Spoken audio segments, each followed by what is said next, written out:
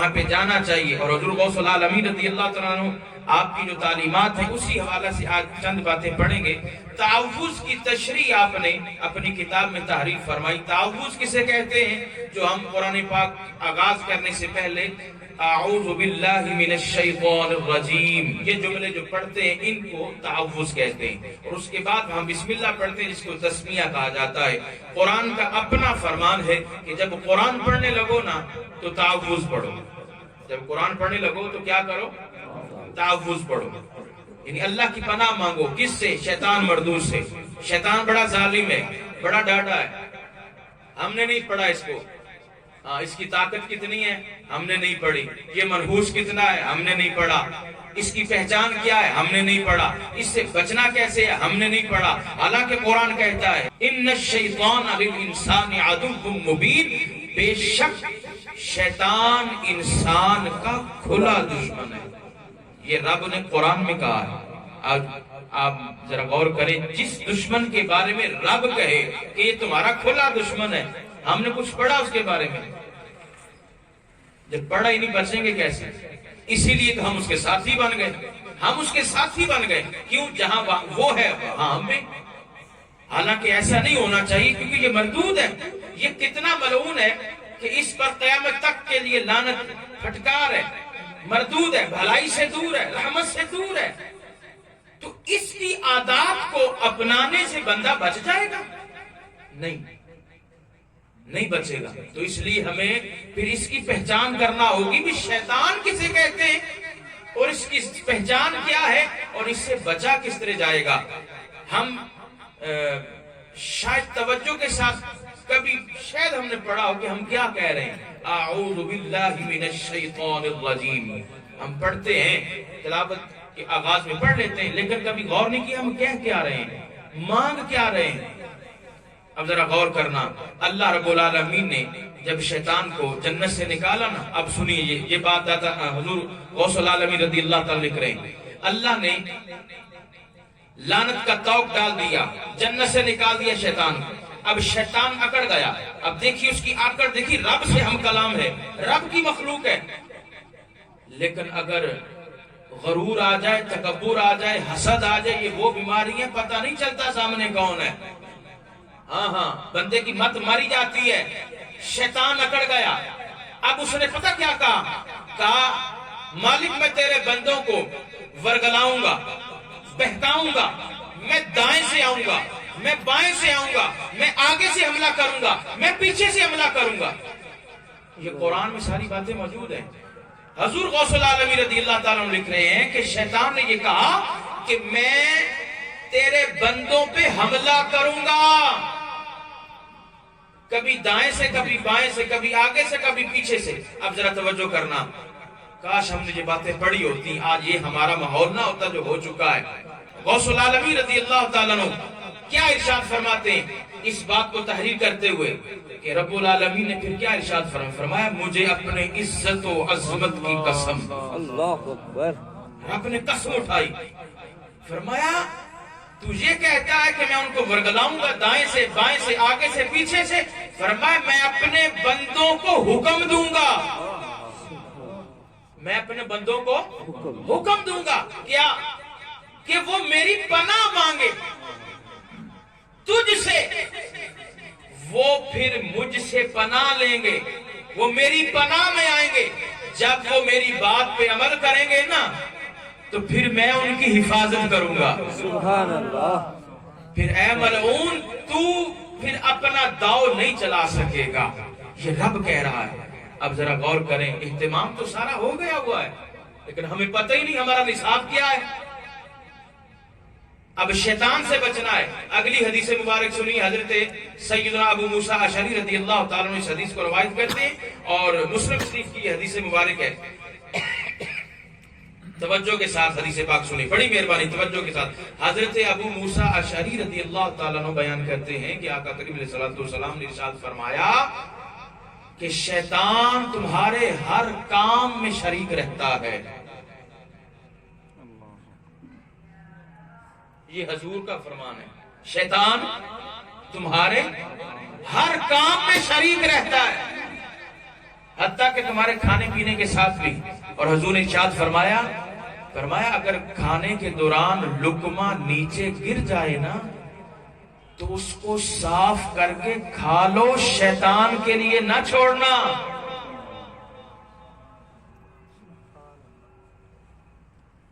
اب ذرا غور کریں اس حدیث مبارک. پہلی بات حضور نے ارشاد فرمائی تمہارے ہر کام میں وہ شریک ہے، تمہارے کوئی بھی کام ہو. وہ علیحدہ ذکر بھی کیا سرکار نے. ہاں روایات ملتی ہیں کہ جس بستر پہ کوئی نہ لیٹا ہو وہاں پہ شیطان لیٹتا ہے. کبھی ہم نے غور کیا؟ ہمارے گھروں میں بھی ہے، کہاں ہے. کھانا کھاتے وقت بھی شریک ہوتا ہے اگر بسم اللہ نہ پڑھی جائے. یہ حضور کی تعلیمات ہیں. کبھی ہم نے توجہ کی؟ سرکار فرماتے لقمہ نیچے گر جائے شیطان کے لیے، بولیے شیطان کے لیے نہ چھوڑنا، بلکہ صاف کر کے اٹھا کے صاف کر کے کھا لینا. اور کھانے کے بعد حضور فرماتے ہیں اپنی انگلیوں کو چاٹ لیا کرو. نہ جانے اللہ نے کس حصے میں برکت رکھی ہے. آج یہ باتیں تو آج کل کے نوجوانوں کو بڑی معیوب لگتی ہیں. اگر کوئی کر رہا ہو تب بھی ہمیں بڑا معیوب لگتا ہے، حالانکہ یہ سنت ہے، حضور کا فرمان ہے. فرمایا انگلیاں چاٹ لیا کرو، نہ جانے کھانے کے کس حصے میں برکت ہے. تو لقمہ ایک گر جائے تو شیطان کے لیے چھوڑنے کی اجازت نہیں ہے. پتہ چلا مومن کے دسترخوان میں شیطان کا کیا کام. مومن کے دسترخوان پہ شیطان کا کیا کام. کچھ انسانی شکل میں بھی شیطان ہوتے ہیں جو شیطانی نظریات رکھتے ہیں، جو شیطانی عادات و خصائل کے مالک ہوتے ہیں. ان کو بھی اپنی مجلس سے علیحدہ رکھنا، اپنے دسترخوان سے علیحدہ رکھنا، اپنے گھر سے علیحدہ رکھنا ضروری ہے. کیوں؟ اس کی نحوست آپ پر آئے گی.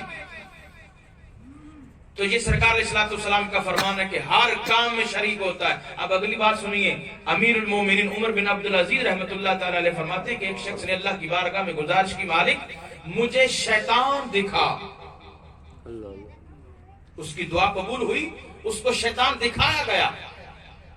کہتے کہ میں نے جب شیطان کو دیکھا تو شیطان کا منہ مچھر کے سونڈ کی طرح ہے اور اس نے اپنا منہ انسانی دل کے اندر رکھا ہوا ہے.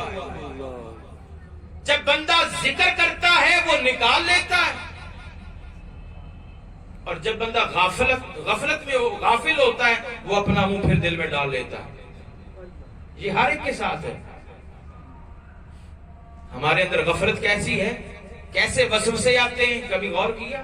اس کا علاج شیطان سے بچنے کے لیے کیا کوئی پروگرام دیا ہم نے؟ کتنا پڑھا ہے؟ یہ کس طرح بہکاتا ہے، کام بھی کرواتا ہے، جملے بھی نکلواتا ہے منہ سے، اور اس کی کوشش ہوتی ہے کہ بندے کا ایمان ضائع ہو. کہاں تک یہ جاتا ہے؟ روایات میں آتا ہے کہ آخری لمحے تک یہ وار کرتا ہے. جب بندہ دنیا سے جا رہا ہوتا ہے، یہ قدموں کی طرف کھڑا ہوتا ہے، وہ اپنی طرف اشارہ کر رہا ہوتا ہے، بندے کے ایمان کو ضائع کرتا ہے. حتیٰ کہ یہ قبر میں بھی اتر جاتا ہے. جب قبر میں نکیرین سوال کرتے ہیں من ربک، بتا تیرا رب کون، تو صوفیہ کہتے ہیں یہ کھڑا ہوتا پاؤں کی طرف اور کہہ رہا ہوتا کہ میری طرف اشارہ کر کے میں تیرا رب ہوں.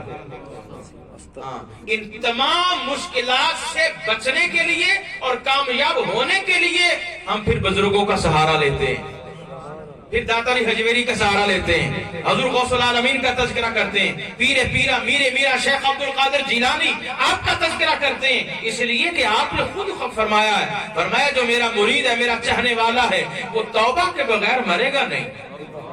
اللہ اس کو توبہ کی توفیق دے گا. یہ آپ کا انعام ہے. اللہ نے کتنا انعام کیا حضور غوث العالمین رضی اللہ تعالیٰ عنہ پر، ہم کیوں نہ ذکر کریں.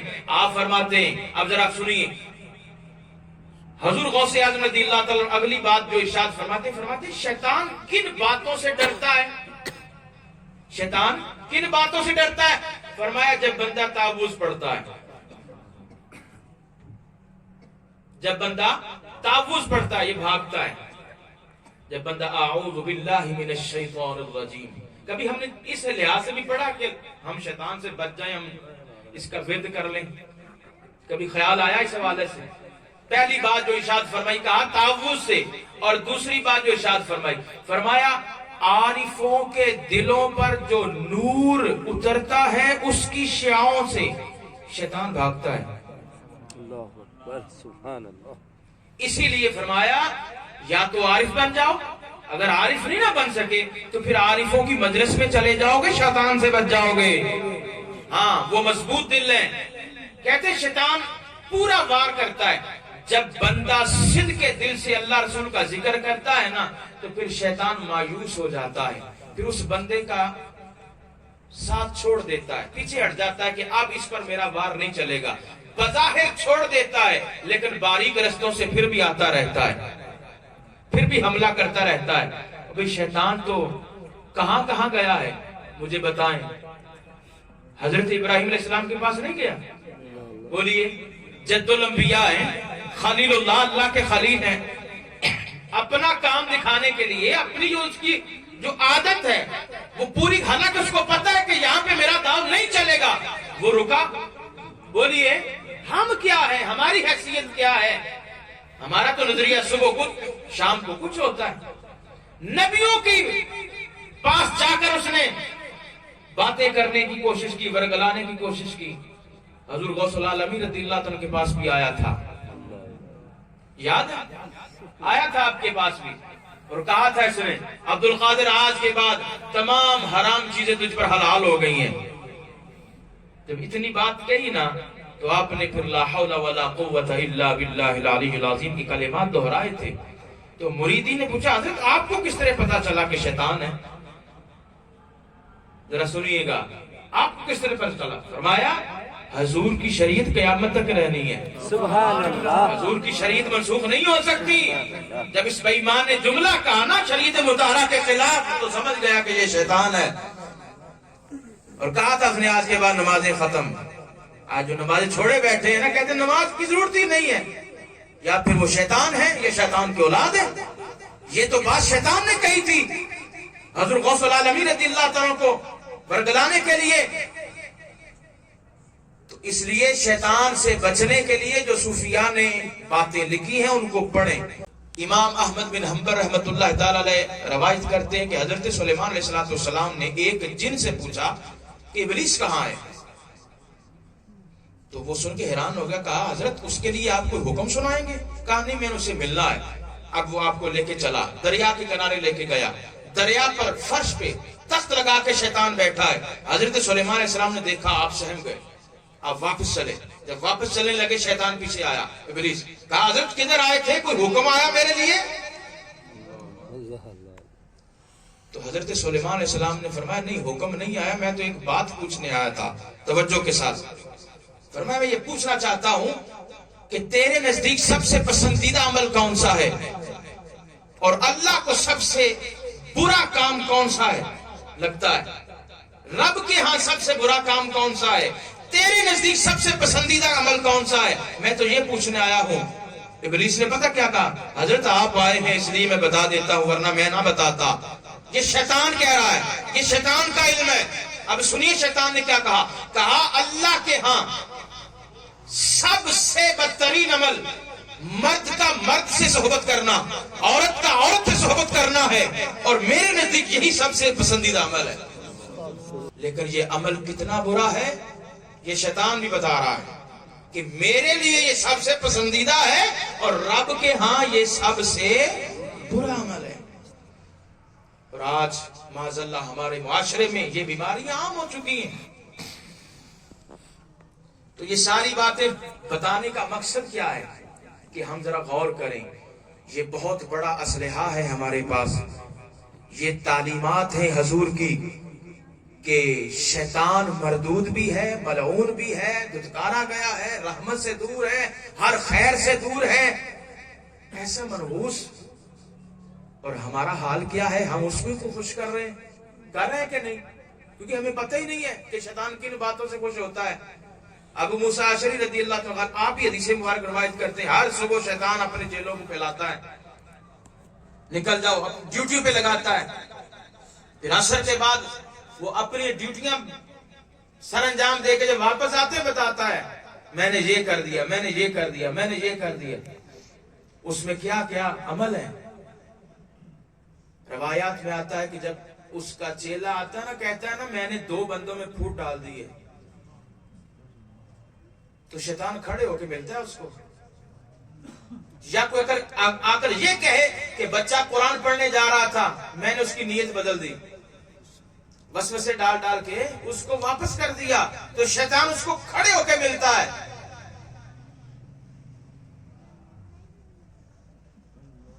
اب ذرا غور کریں، شریعت مطہرہ کے جتنے احکام ہیں نا، حضور مجدد پاک رضی اللہ عنہ کیا جملہ لکھا، فرمایا جتنے احکام ہیں وہ نفس کے مخالف ہیں۔ آپ شریعت پہ عمل کریں گے نا، نفس ٹوٹے گا، نفس کی کوئی اور خواہش ہے، شریعت مطہرہ کے احکام اور ہیں، تو جب شریعت پہ عمل کریں گے تو نفس کی جو خواہشات ہیں وہ ٹوٹے گی، جب نفس ٹوٹے گا تو پھر دل میں نور آئے گا، ہاں پھر دل میں نور آئے گا، جب دل میں نور آئے گا تو انشاءاللہ پھر پتہ چلے گا اللہ کی معرفت کیا ہے، رسول اللہ کی محبت کیا ہے، صحابہ اہل بیت کی قدر کیا ہے، قرآن کی عزت کیا ہے۔ اب قرآن سے بھی اگر ہم لطف نہ لیں، یہ آج کتنی بڑی بیماری ہے کہ ہم قرآن سے فیض یاب نہیں ہو رہے، قرآن سے لطف نہیں لے رہے، اس کا ترجمہ اس کی تفسیر تو بات کی بات ہے، ہم تو صحیح تلفظ کے ساتھ پڑھ بھی نہیں سکے، اگر پڑھا جا رہا ہو تو سننے کے لیے تیار نہیں ہے۔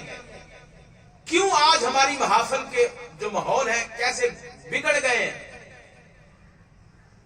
سنت نکاح کے حوالے سے دیکھ لیں، ہم کہہ رہے ہوتے سنت نکاح، سنت ولیمہ، اور وہاں پہ ہو کیا رہا ہوتا ہے؟ کون روکنے والا ہے، کون ٹوکنے والا ہے، کون برا سوچنے والا ہے، کوئی پتہ ہی نہیں ہے۔ ہمارے اپنے علاقے میں ہم تو بڑی کوشش کرتے ہیں، لیکن ہمیں بھی لوگ باتیں کرتے ہیں، لیکن یہ کام تو جاری رہے گا انشاءاللہ، جہاں تک کوشش رہی کریں گے، لیکن آپ بھی اپنے ہونے کا ثبوت دیں نا، آپ اپنے علاقے میں نظر رکھیں کہاں کیا ہو رہا ہے، کیونکہ ہماری جو پہچان قرآن نے بیان کی نا امت محمدیہ کی، وہ یہی ہے کہ وہ نیکی کا حکم دیں گے اور برائی سے روکیں گے۔ اگر آپ یہ صرف ہو بیٹھیں گے تو پھر آپ اپنی شناخت ہی ختم کر بیٹھیں۔ تو اس لیے جب بھی یہ موقع آئے سنت نکاح، دیکھیے کیا جی، نکاح کی سنت ہے، حضور کی سنت، نکاح من سنتی فمن رغب عن سنتی فلیس منی، حضور نے فرمایا نکاح میری سنت ہے۔ جب یہ حضور کی سنت ہے تو پھر اس کو اسی طرح ادا کیا جائے جس طرح حکم ہے، نہ کہ یہ کہ بات اب شادی کا موقع ہے آپ جو مرضی کرو، استغفر اللہ العظیم۔ تو یہ آپ یہ نہ سمجھے کہ جو کر رہا ہے وہی بھگتے گا، نہیں، اس کے اثرات ہم تک بھی پہنچیں گے، ہاں ہم خاموش رہے نا، ہم تک بھی اثرات پہنچیں گے۔ تو اس لیے کوشش کیا کریں، اپنے ہونے کا ثبوت دیجئے، اور جہاں ایسا کوئی عمل ہو رہا ہو اس کو روکنے کی کوشش کریں، ایک مرتبہ کہہ تو دیں، آپ اپنا فریضہ ادا کریں۔ اللہ تعالی ہم سب کو عمل کی توفیق عطا فرمائے۔